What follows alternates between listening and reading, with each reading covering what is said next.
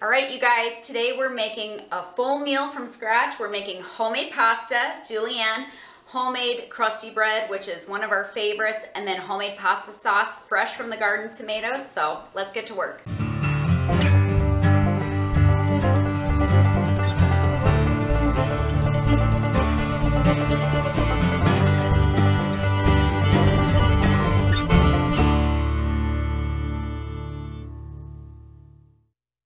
Okay, we are going to start on our rustic Amish noodles. This is one of our family's favorite recipes. It's got a lot of work involved, but it's definitely worth it.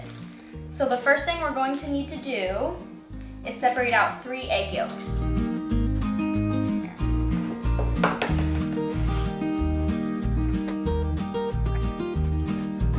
And it's okay if you still have a little bit of white on the egg, just because there is egg whites in this too.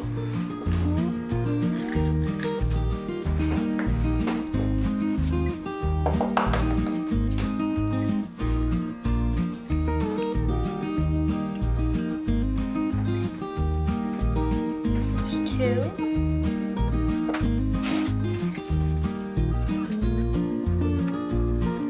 And then you're gonna add 1 whole egg.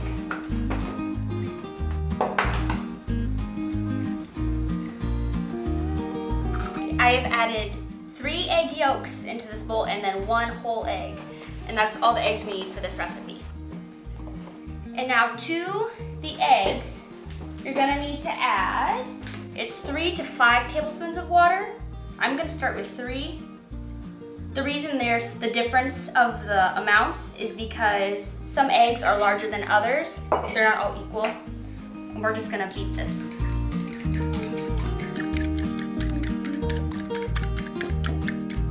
Now I'm going to add a teaspoon of salt.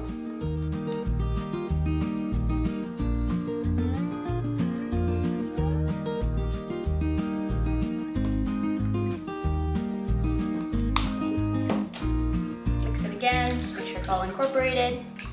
Okay, and next we need to add our semolina flour. Let's see, and I need 1 cup of this.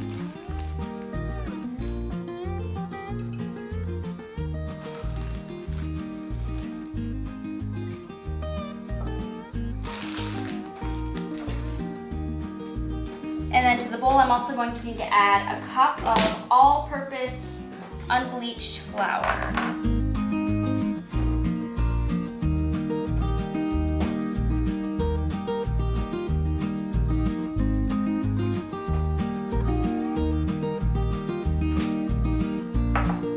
Then you're gonna mix this as long as you can with the fork. But soon it's gonna get super duper thick, like way thicker than a bread dough. And we're gonna have to transfer it to the table and knead it on there.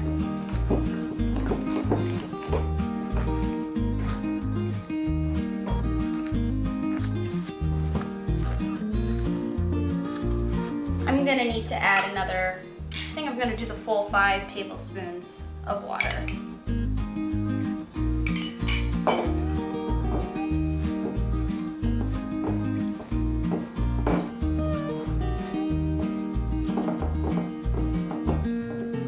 And every time you make this, it's all gonna be a little bit different just because not every egg is exactly the same. Let's see. And this part does take quite a bit of time to get it all incorporated just because it is so thick.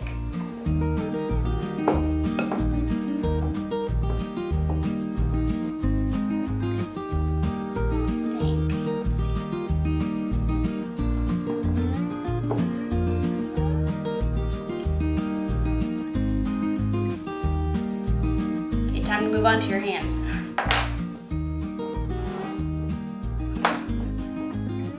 Then I'm just kneading it in the bowl just to get all the extra little crumbs incorporated, and then I'll transfer it to the table.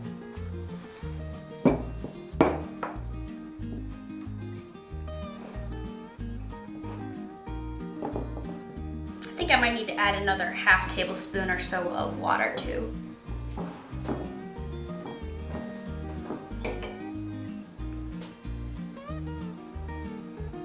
So really with the water, just do little bits as you go until everything is incorporated.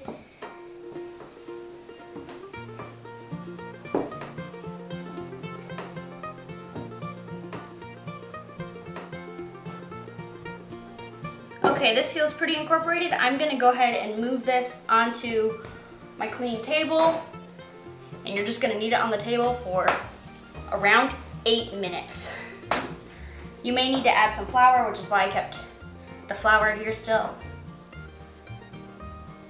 But you should knead it till it gets nice and smooth, supple, and you get a really good arm workout.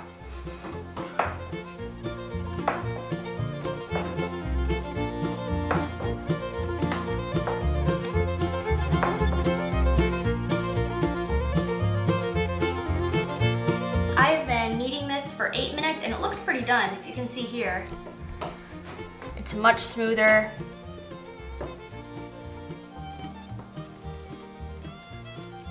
And now I'm gonna go ahead and divide this into 4.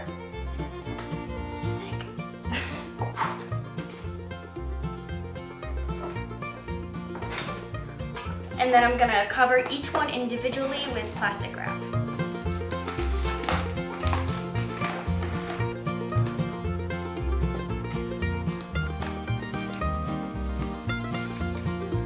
And then once all these are covered, I'm gonna go ahead and let them sit for 10 to 20 minutes, just so it can all the ingredients can meld together and make a nice pasta, nice and smooth.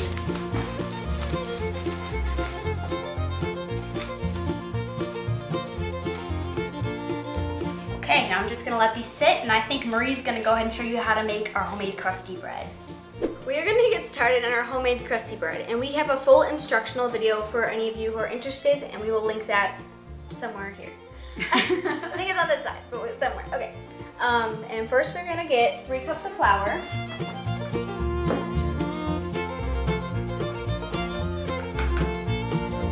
And this is white, all-purpose, unbleached.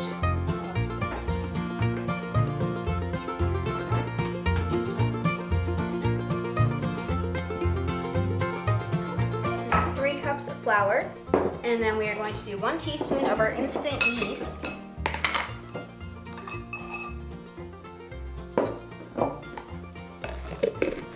And 2 teaspoons of salt.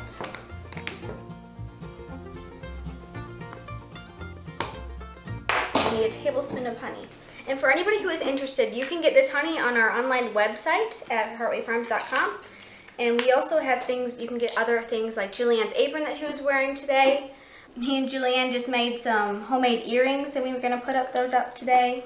And lots of other things, crocheted items, lots of different stuff. So go check that out. And I'm gonna go grab some water. We need 1.5 cups of warm water.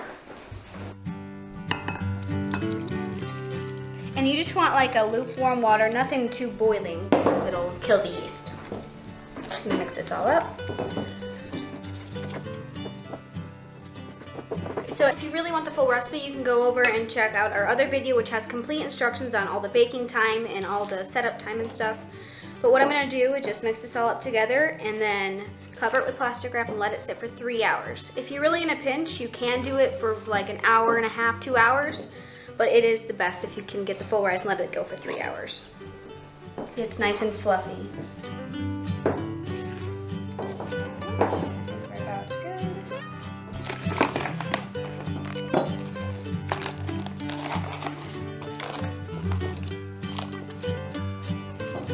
And then Mom's gonna go get started on the pasta sauce.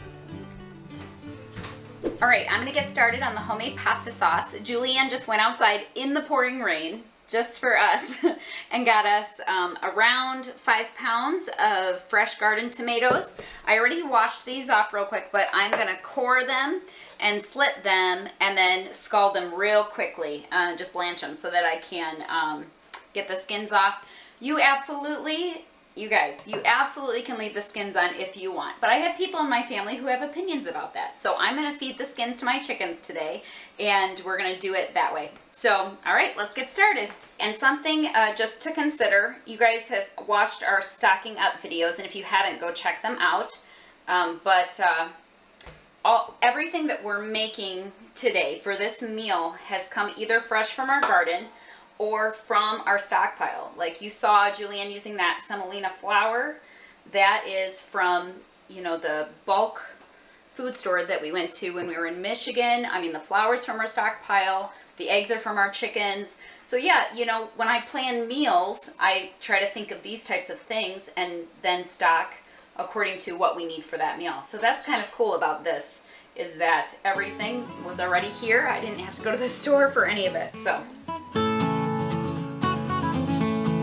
while our tomatoes are blanching, while I'm waiting around, I'm gonna go ahead and saute up some garlic and onion in our pan over here. Usually if I'm just using cans of sauce, I just do everything in one pot, but just to save on time, I'm gonna go ahead and do the onions and the garlic while I'm waiting for the tomatoes quick to blanch up, all right?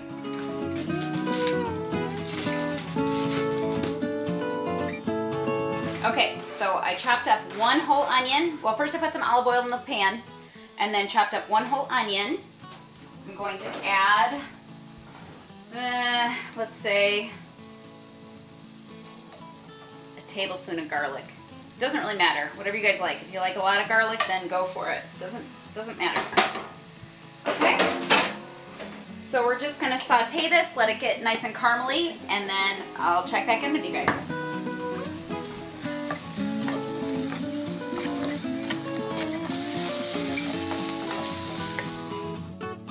Okay, I have all of the skins off now, so this is just my tomatoes, and I'm gonna move back over here to the stove and turn my heat back on.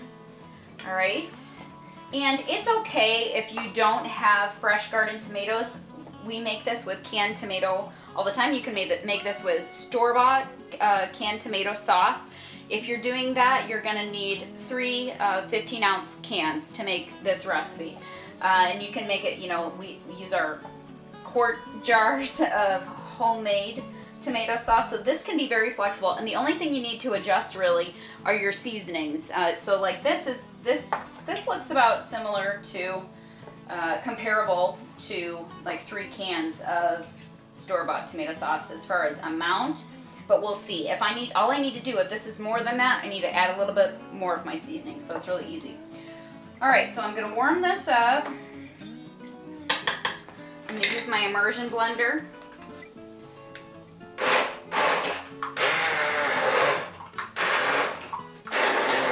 My kids do not, well, not all of them, but several of my kids do not like any chunks of tomatoes.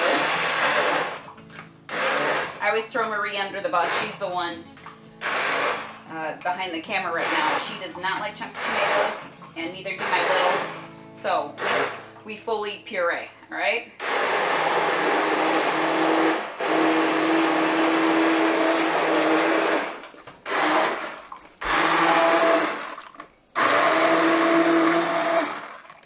That's puree number 1.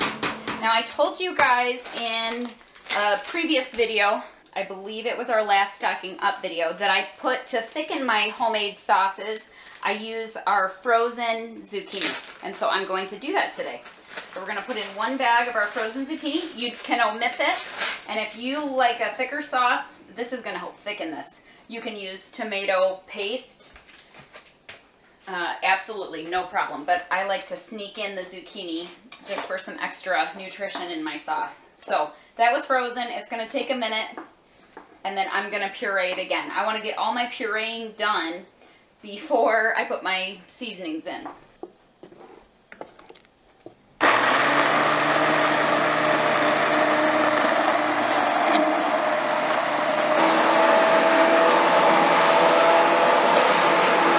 Okay, I think it is looking pretty good. I think, another minute. No chunks. I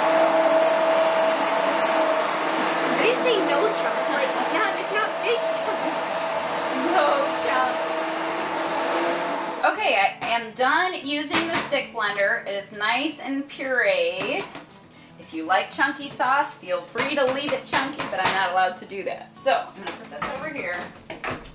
Okay, now we're gonna add all of the spices, and it's still very liquid, but I have a few hours until dinner. So this will continue to reduce and thicken and get delicious. And it's frothy because I just used the stick blender. Okay, so in this pot, we have our tomatoes broken down into tomato sauce. We have our frozen zucchini. We are now gonna add, we pureed that all, And now, nobody complains about onions chunks, so I don't puree those. So I put this nice, the garlic obviously is tiny, so that doesn't matter. So I'm gonna put in the onions and the garlic.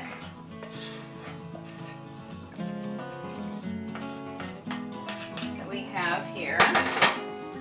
Okay, and now we're gonna move on to the seasoning. Okay, so first, we are going to do our basil, and we're gonna do a ½ teaspoon of this. And like I said, you can adjust this depending on what you guys like. If you like a lot of basil, you can absolutely adjust this. Okay, 1 tablespoon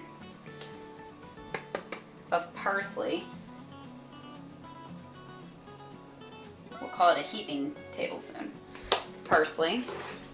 We only use about 1/8 of a teaspoon of cumin.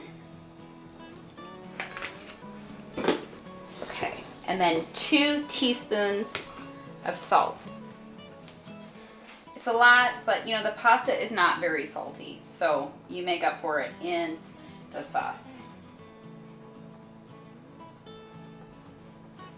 Okay. All right, we're gonna mix this up. And then it's really easy. I mean, it's the middle of the afternoon right now. I'm just gonna let this sit on here and reduce and all come together and get delicious. I always eyeball it if we're getting close to dinner time and it doesn't look thick enough, I'll add either more zucchini or I will add most likely tomato paste. But honestly, I have plenty of time, so I'll just let it reduce and get nice and thick and delicious. And yeah, now my job is done. All right, so it's time for Julianne to go prep the pasta. Our pasta has been sitting for a little bit, and now it is nice and combined, melded together. If I can open up the plastic wrap, there we go, sticky. So you can see it's much more like well combined.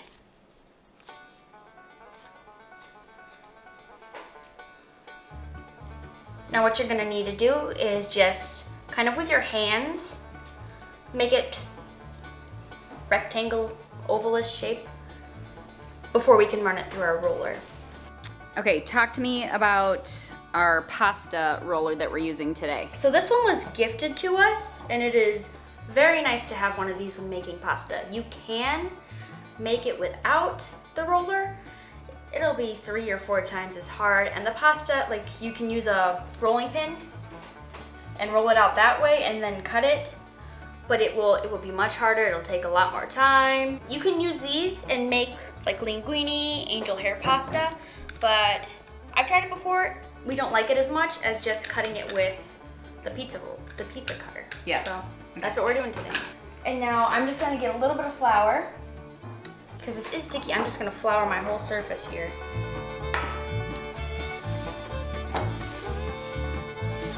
Julianne loves to make messes.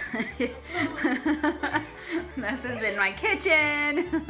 So you see she's putting flour down in here too, so it doesn't make a mess and stick. It's like any dough, you guys. You gotta treat it carefully. You gotta baby it a little bit, otherwise it'll stick and fall apart. This one, the handle has to be put on, just set in there. It doesn't usually have the handle on it. They can see the pumpkins in the background. That's an upcoming video. You guys liked the apples 4 ways. Well, we got a pumpkin version coming up, so stay tuned for that. Okay, so now you're just gonna kind of put flour on each side, make sure it's evenly coated, and then put this on the largest setting. The largest setting on this is 7 for me, so I'm just going to carefully run it through. The first time's like the hardest. Yeah. You gotta be gentle. But he's already doing it really well. I'm gonna go ahead and do that again on the 7.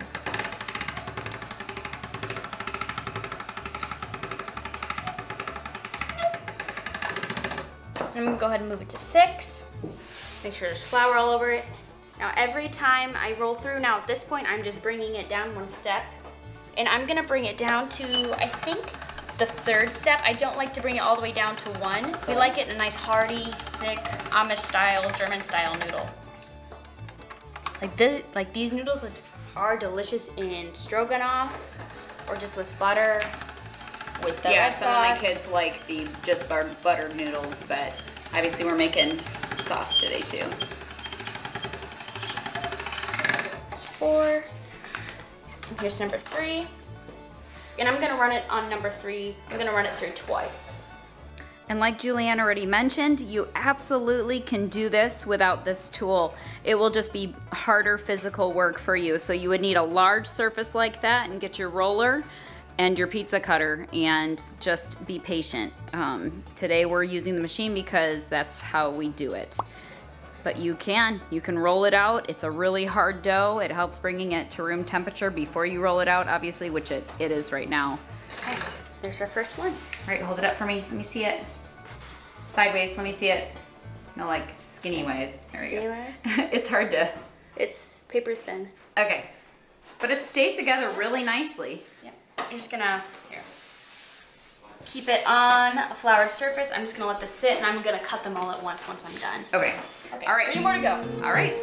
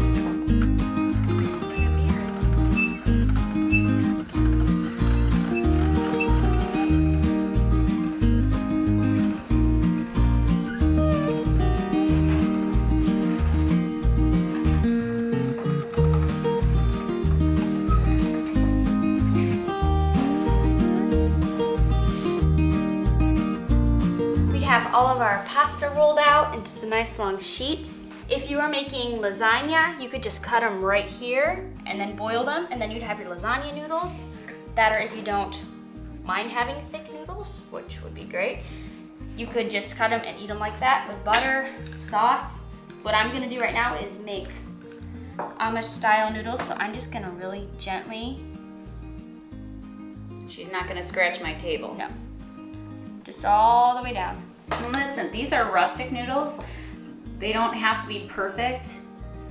They taste the same no matter what.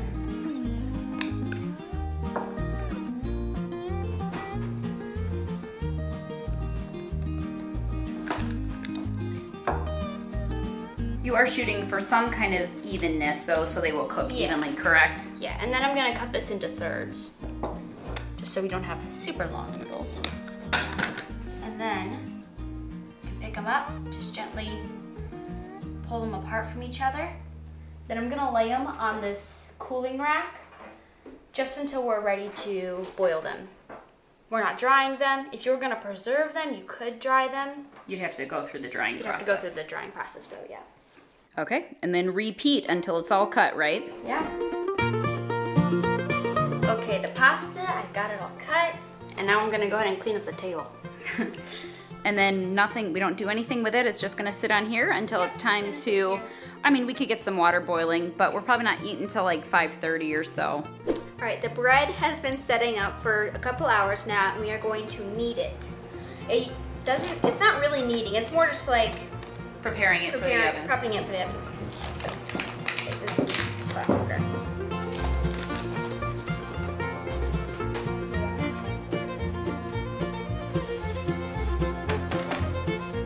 And then once I do this, this is gonna sit just open with the parchment paper for, like, usually we try to do like 20 minutes before we bake it, but you can put it straight in the oven if you don't have time.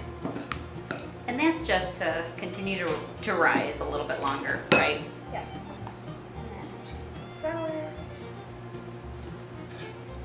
If you guys haven't tried this bread recipe, you really have to try it. It's really good, you guys. It's one of our favorites. It's a staple in our house. It's easy, it turns out every time. And Marie's so good at it. All right, that's it. It's so easy. And then all we're gonna do is let this sit for 20 minutes and we're gonna bake it. And I've already had the pan heating up in the oven at 450 degrees, so it's nice and hot in there. All right.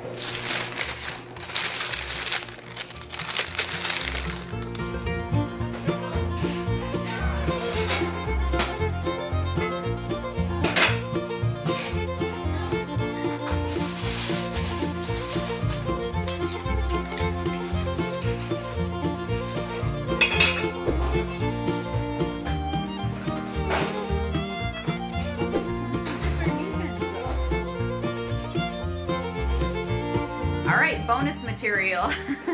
Marie decided, since we didn't have enough homemade stuff, that she was gonna make what?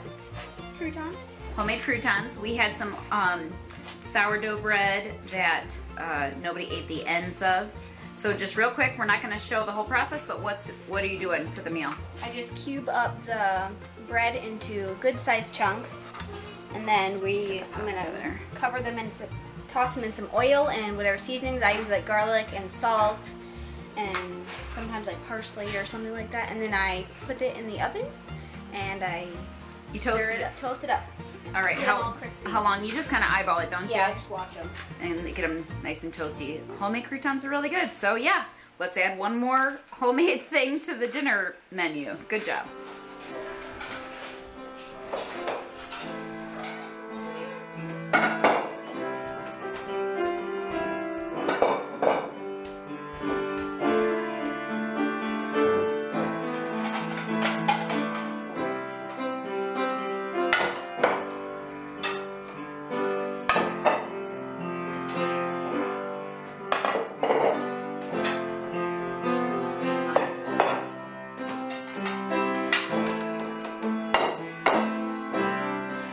It is time to cook the noodles. We'll be eating within about an hour. Obviously, it's only going to take a few minutes to cook this because it's fresh, but yeah, you can just keep it at room temperature and have it ready. The sauce is looking great too. Here, I don't know if you can get it. It's getting nice and thick. It's perfect thickness actually. So yeah, that's good. I did not add anything else to it this time because I had plenty of time to reduce it. It's almost supper time.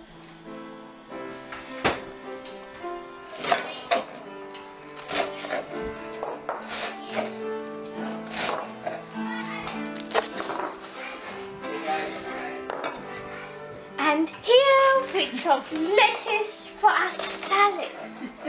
I can't do it with a straight face. Oh, this is my British daughter. Oh, how nice to meet you.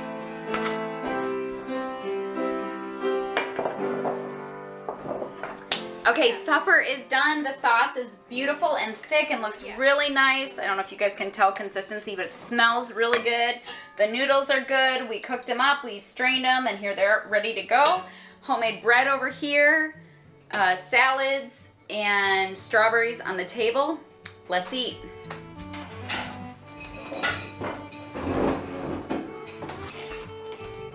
Ooh. Yikes.